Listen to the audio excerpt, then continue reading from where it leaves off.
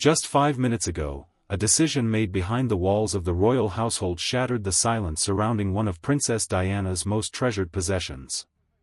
Princess Anne entered the highly secured royal vault carrying authority personally granted by King Charles and reclaimed Diana's sapphire ring before it could be transferred into Queen Camilla's controlled collection.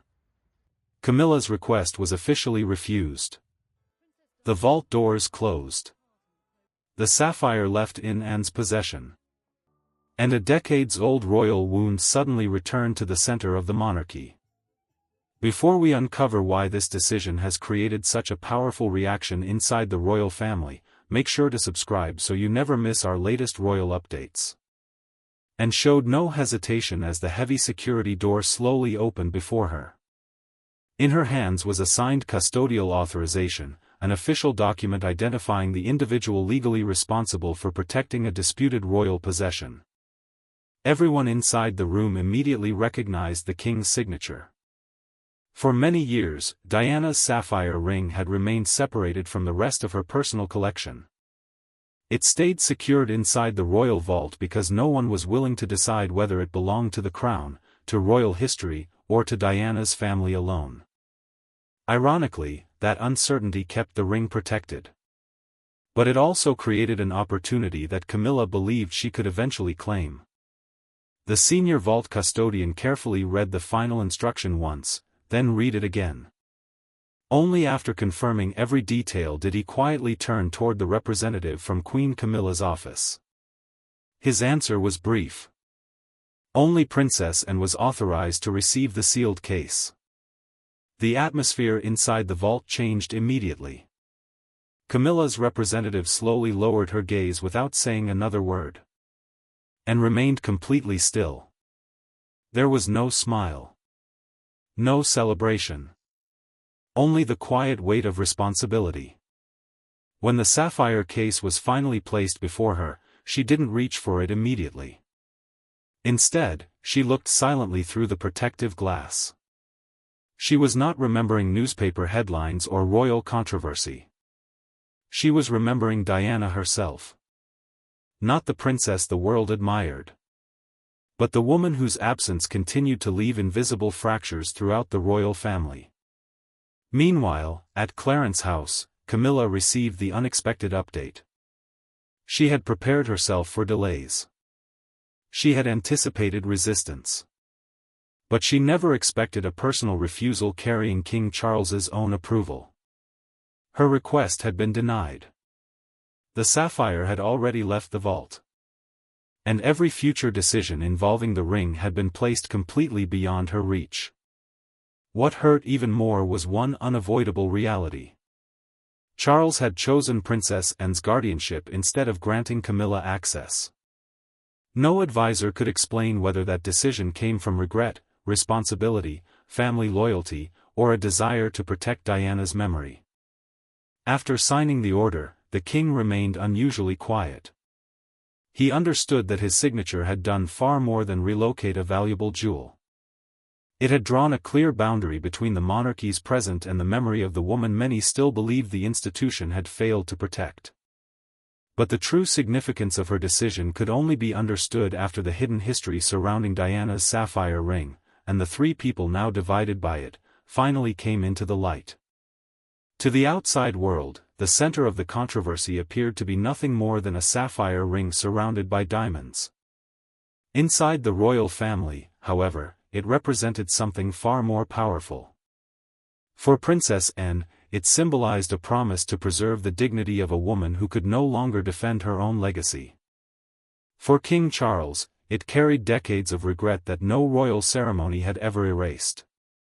And for Queen Camilla, it became the final barrier separating her present role from Diana's lasting emotional place within the monarchy. And carried memories she rarely shared with anyone. Her relationship with Diana had not always been easy, yet beneath every disagreement existed a quiet understanding of the pressures royal life placed upon both women. When Anne later opened the secured case in complete privacy, the sapphire immediately caught her attention. She wasn't reminded of newspaper headlines or public controversy. Instead, she remembered Diana's loneliness. She remembered the strength Diana displayed while receiving so little protection in return. King Charles also understood why the sapphire could never be treated like an ordinary royal possession. It remained connected to one of the most painful chapters of his life. To William and Harry's grief. And to the monarchy's struggle to move forward without appearing to erase the memory of their mother. Within the Royal Heritage Collection, a carefully managed system responsible for preserving, cataloging, and protecting important royal possessions, control over an item often determined how future generations would understand its story. That was exactly why Camilla's proposal concerned Anne so deeply. Meanwhile, Camilla quietly studied the official inventory. At first, frustration filled her expression. But beneath that frustration lay something much deeper. She feared that regardless of how many years she served beside the king, Diana's emotional legacy would always remain beyond her reach. Camilla had not simply requested permission to view the sapphire. Doing so would have allowed her advisors to oversee its description, future display, and eventual inheritance. And immediately recognized the consequences. Once the sapphire entered that administrative system, William and Harry would only be consulted if Camilla's office chose to involve them. For Anne, that possibility crossed a line that no royal title could justify. She slowly closed the case. There was no sense of victory. Only quiet determination strengthened by sadness. A short time later, King Charles stopped outside Anne's room before stepping inside. He selected every word carefully because he knew this was never truly about ownership. It was about whether he had acted too late to protect Diana's memory. And whether signing the custodial order could finally correct a silence that had lasted for decades. Anne looked directly at her brother. She already understood that the conversation about to begin would lead back to a private disagreement months earlier. A disagreement that had never started inside the royal vault. It had begun during one seemingly ordinary royal ceremony. The day Camilla made a request and could neither accept nor ever forget. Several months before the vault was ever opened, the royal family gathered for what appeared to be an ordinary private ceremony celebrating the restoration of historic royal jewels. Everything seemed routine. Until Camilla paused beside Diana's sapphire ring and quietly requested that its official classification be changed. Princess Anne heard every word. King Charles remained silent. And during that brief exchange, a conflict that had remained hidden for years quietly crossed the point where it could no longer be undone. Camilla stood beside the royal collection registrar while senior members of the family reviewed priceless jewels that were being restored, documented, and assigned to different branches of the monarchy. The private gathering at Windsor Castle was intended to settle administrative matters. Yet everyone in the room understood that every label carried lasting consequences. Diana's sapphire ring appeared in the official records as a protected personal legacy item, meaning it could not be transferred, publicly reclassified, or included in ceremonial use without the direct approval of Diana's immediate family. That single designation protected far more than the jewel itself. Changing one line in the inventory could completely change who controlled its future. And noticed Camilla's request before anyone else reacted. The Queen Consort calmly suggested that the sapphire be reclassified as a crown ceremonial asset, placing it under the administration of the working monarchy instead of preserving it as Diana's private family legacy. Such a change would move authority over the ring directly into Camilla's household. Without hesitation, Anne quietly placed her program on the table. She turned toward Camilla and asked one simple question. Has William agreed to this? The atmosphere instantly shifted. Camilla's expression hardened. She replied that the monarchy could not continue preserving every painful division forever. Her words were measured. But they struck Anne far harder than intended. The princess immediately realized this was no longer about updating royal records. It was about controlling how future generations would remember Diana. Camilla believed the monarchy needed one unified historical narrative. And believed that rewriting painful history would erase the truth instead of preserving it. King Charles remained completely silent. And that silence hurt almost as much as the proposal itself. He clearly understood the emotional weight of the request. Yet he allowed the discussion to continue without stopping it. His hesitation encouraged Camilla to believe the reclassification might eventually receive approval. Charles watched both women, trapped between loyalty to his wife and responsibility toward the memory of the mother of his sons. Later that day, Prince William arrived and immediately noticed Anne's unusually serious expression. When he quietly asked what had happened, Anne answered with words he would never forget. "They're beginning to treat your mother's legacy like property." William said nothing. But the change in his face confirmed everything Anne feared. That very evening, she began searching through archived royal custodial records. Hidden among the old documents, she discovered a long-forgotten provision allowing the reigning monarch to appoint an independent family guardian for disputed personal royal possessions. For Anne, it became the final safeguard. Within days, she prepared the document and carried it toward King Charles. The choice before him had become unavoidable. Protect Diana's sapphire. Or allow Camilla's household to gain permanent authority over its future. When Anne finally carried the document into King Charles's private study, the quiet disagreement became an unavoidable confrontation. This was no longer about procedures. It was about responsibility. No royal title, family relationship, or palace tradition could soften what was about to happen. Anne deliberately avoided involving advisors, lawyers, or senior palace officials. She wanted the discussion to remain entirely within the family. Later, she entered a small private sitting room where Camilla was already waiting. Closing the door behind her, Anne carefully placed the unsigned custodial order on the table between them. There would be no official statements. No carefully chosen palace language. No one to reinterpret what was said afterward. Only two women. One sapphire ring. And a single question that had followed the monarchy for decades. Who truly had the right to protect Diana's legacy? Camilla had expected a routine administrative conversation. Instead, she quickly realized and had removed every possible witness. The unsigned custodial order remained untouched between them. It was an official document that would determine who could legally safeguard and control Diana's sapphire ring. And believed the answer was simple.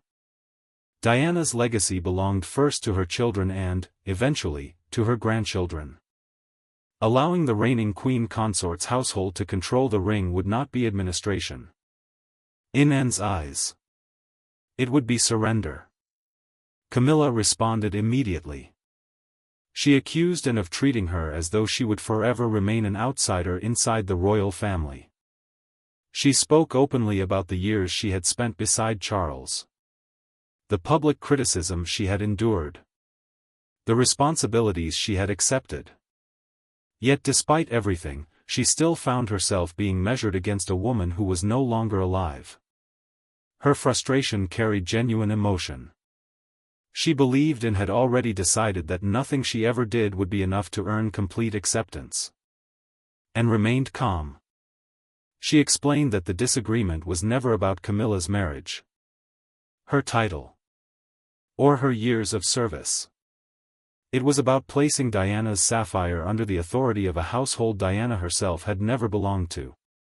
More importantly, it was about allowing that household to shape the story future generations would remember.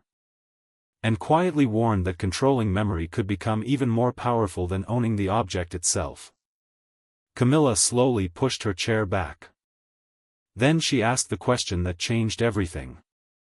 "Do you honestly believe I want to wear Diana's ring?" And answered without hesitation. "You don't need to wear it to change what it represents." Silence filled the room. Moments later, Camilla revealed the proposal her household had already prepared. The sapphire was intended to appear in a future royal heritage exhibition, a carefully planned public display connecting important royal objects with the modern monarchy. According to the proposal, Diana's sapphire would become part of a broader narrative linking Diana's era with Camilla's queenship. Camilla described it as continuity, and saw something entirely different. To her, it was history being polished until its most painful truths disappeared. For the first time during the meeting, Camilla's voice began to weaken. She admitted she was exhausted by entering rooms where Diana's memory still seemed more accepted than her own presence. And heard every word. She understood the pain behind them. But her decision did not change. Quietly picking up the unsigned custodial order, she looked toward Camilla and said only one sentence. "Charles will decide." Then she added one final warning. This time, silence would no longer count as neutrality. King Charles had signed countless royal papers throughout his life. But the document placed before him carried a burden unlike any other. It was not about government business. It was not about royal appointments. And it was not about ceremony. It forced him to confront a chapter of his past that no crown had ever allowed him to escape.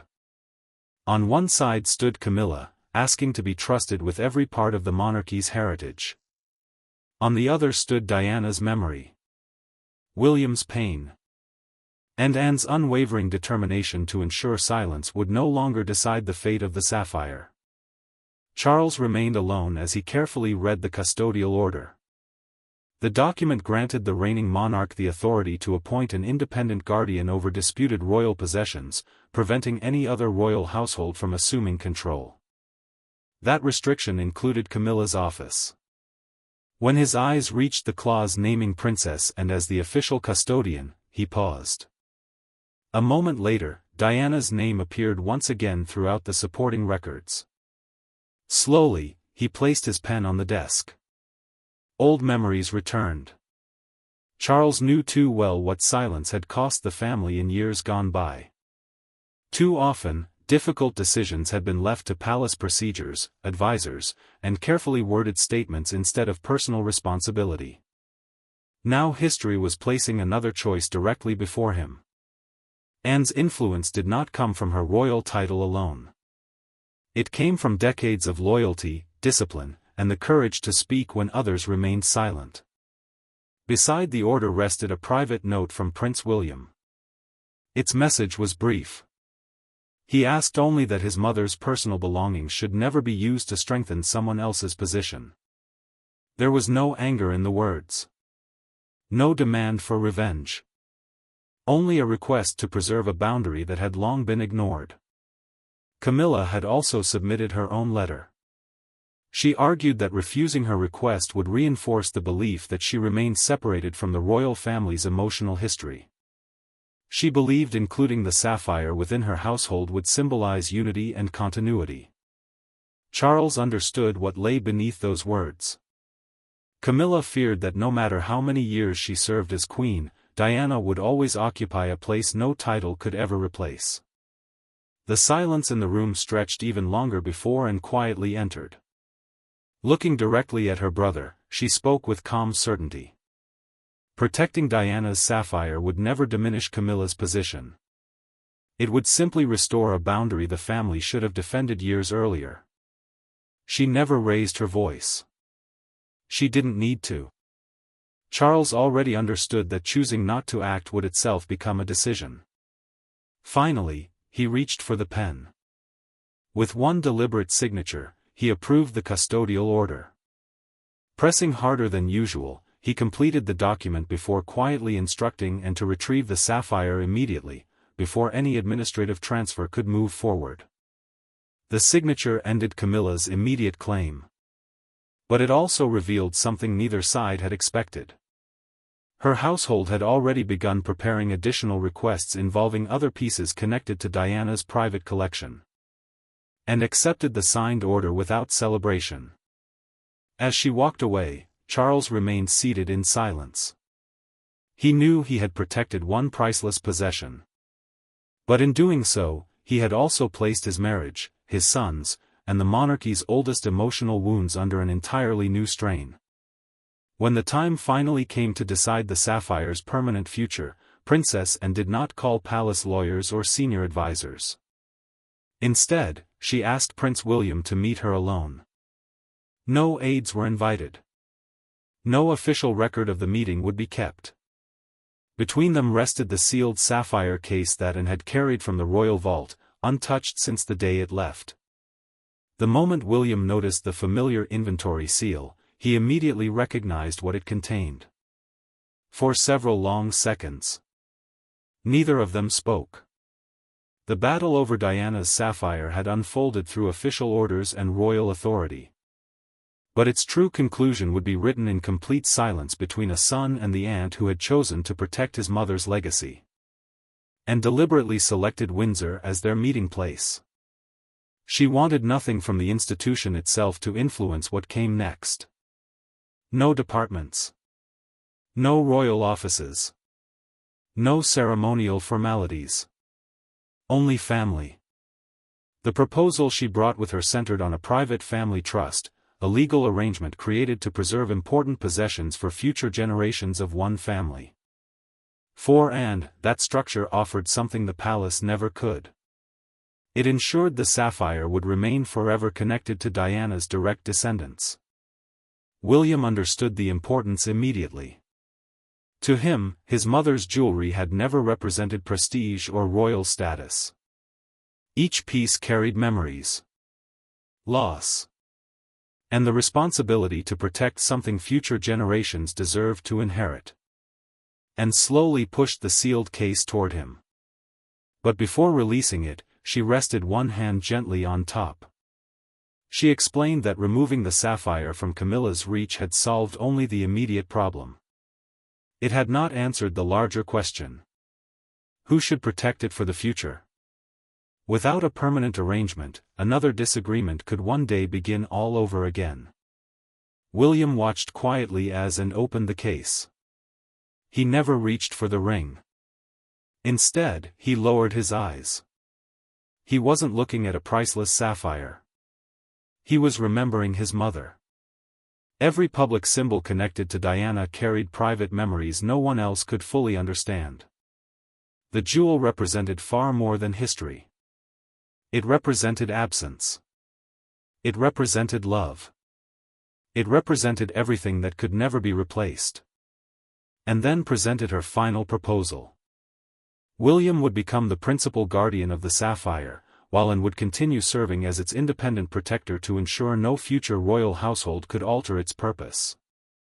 Neither Camilla, nor any future queen consort, would ever have the authority to display, transfer, rename, or reinterpret the sapphire without written approval from Diana's direct family. And believed that changing even one official description could eventually reshape an entire legacy. After several quiet moments, William finally spoke. The sapphire should never become a weapon against Camilla, he said softly. But my mother's story must never be rewritten simply to make anyone else more comfortable. His words carried neither anger nor revenge. Only a son's determination to preserve memory with dignity. Anne listened carefully. Then, without another word, she slowly lifted her hand away from the case. That simple gesture ended her temporary custody. From that moment forward, the responsibility officially belonged to William. He accepted it with quiet humility. Not as a future king receiving a royal treasure, but as a son entrusted with protecting the final pieces of his mother's legacy. Inside the family, the decision had finally been made. But once news of Anne's actions reached the public, Diana's sapphire would become far more than a royal jewel. It would become a symbol the entire country would interpret in its own way. By the following morning, the palace's carefully prepared statement had already spread far beyond its intended audience. It confirmed that Diana's sapphire ring had been removed from general royal custody, placed under Princess Anne's protection, and transferred into a private family trust managed by Diana's direct descendants. The wording remained cautious. The public reaction did not. Across Britain, many viewed the announcement as one of the most remarkable royal decisions in recent years. To countless people, it sent a clear message. Diana's legacy belonged to her children, not to the institution, and not to anyone seeking to redefine it. Before the statement was released, King Charles quietly reviewed the final draft. One sentence caught his attention. It described the sapphire as an item of unique personal and family significance, carefully distinguishing emotional inheritance from official royal ownership. The new custodial arrangement, a formal agreement determining who may safeguard and authorize the use of an important family possession, permanently restricted future access to the ring. Although the statement never directly mentioned Camilla's rejected request, the omission spoke for itself. Within hours, newspapers across the country carried the story. One front page featured a large photograph of Diana wearing her sapphire jewelry beneath a simple headline. "And draws the line." Television broadcasters described the decision as an extraordinary act of family protection. That phrase quickly spread because many believed the monarchy had finally acknowledged that painful memories could not simply be absorbed into official royal history. Outside Kensington Palace, one visitor quietly tied a blue ribbon to the gates.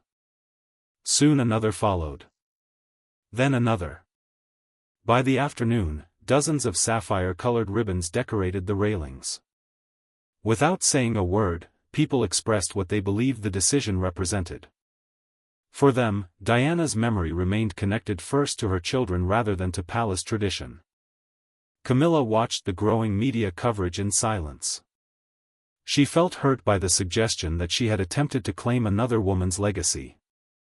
Yet she also understood that publicly challenging the story would likely strengthen that perception rather than change it. Eventually, she switched off the television. The headlines, however, continued to follow her. Princess and accepted none of the public praise.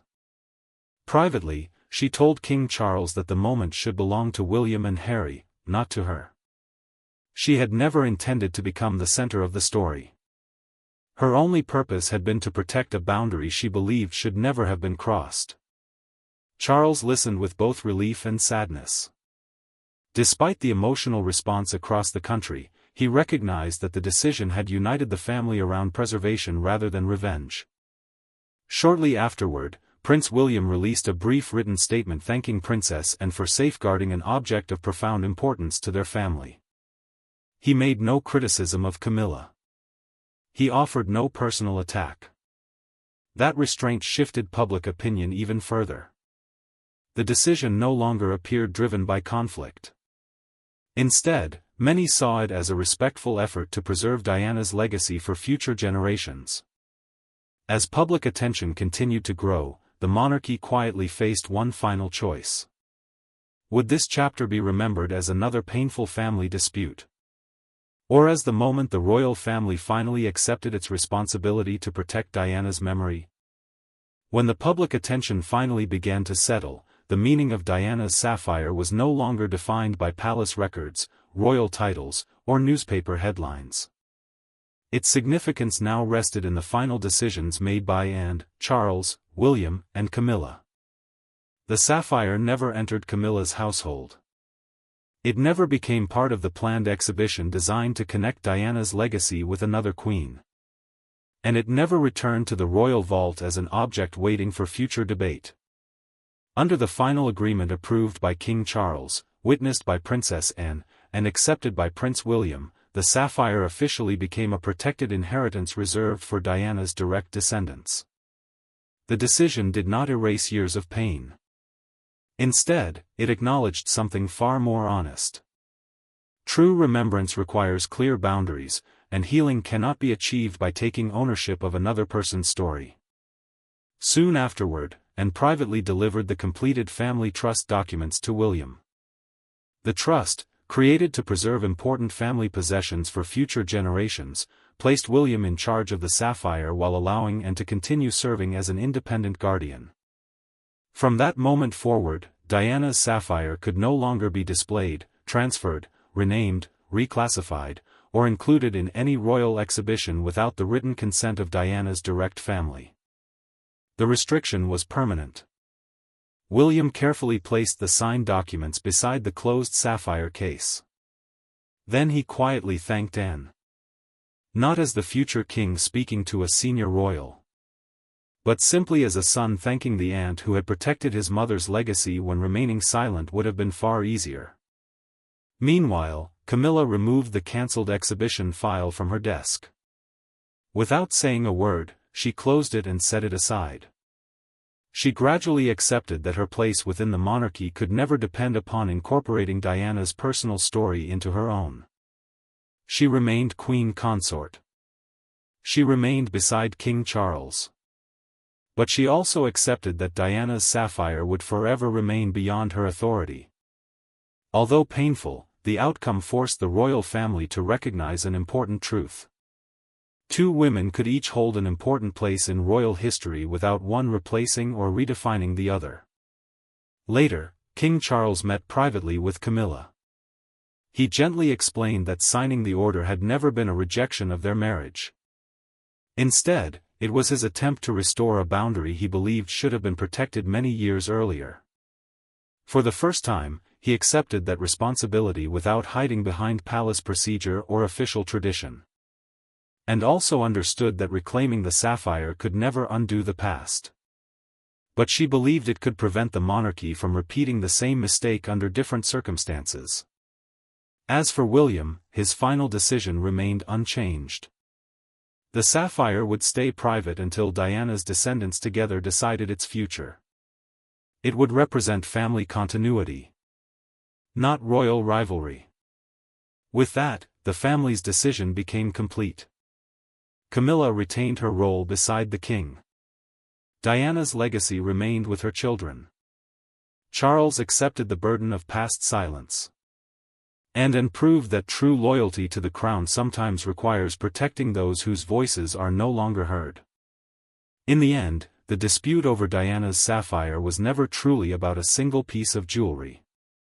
It became a reminder that some memories carry a value no royal title can ever replace.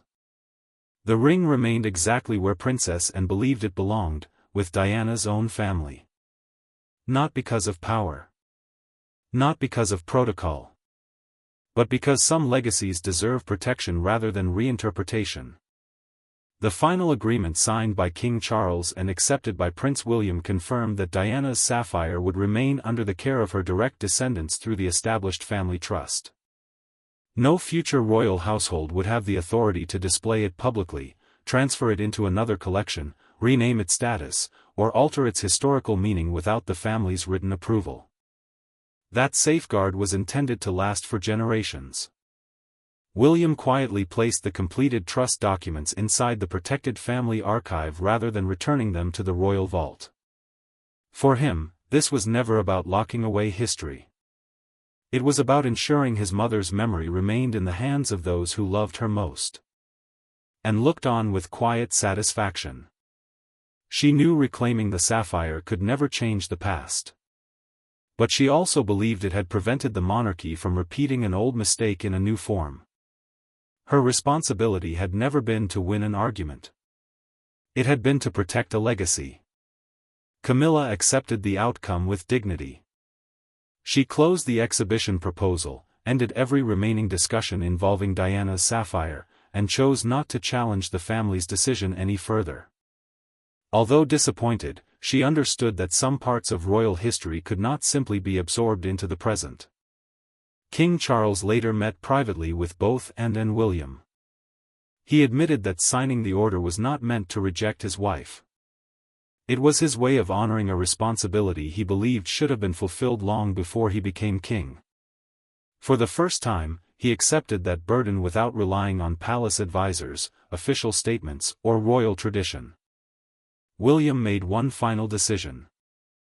The sapphire would remain private until Diana's descendants together decided its future. It would never become a symbol of rivalry. Instead, it would stand as a lasting reminder of family, remembrance, and respect. With that, the matter finally came to an end. Camilla kept her place beside the king. And fulfilled the promise she believed she owed to Diana. Charles acknowledged the weight of his past silence. And William accepted the responsibility of protecting one of his mother's most treasured possessions. The sapphire found its true home, not inside a royal exhibition, not behind another vault door, but within the family legacy it had always represented. Thank you for watching. If you enjoyed this story, please like the video, subscribe to the channel, and turn on notifications so you never miss our latest royal updates. We'll see you in the next video.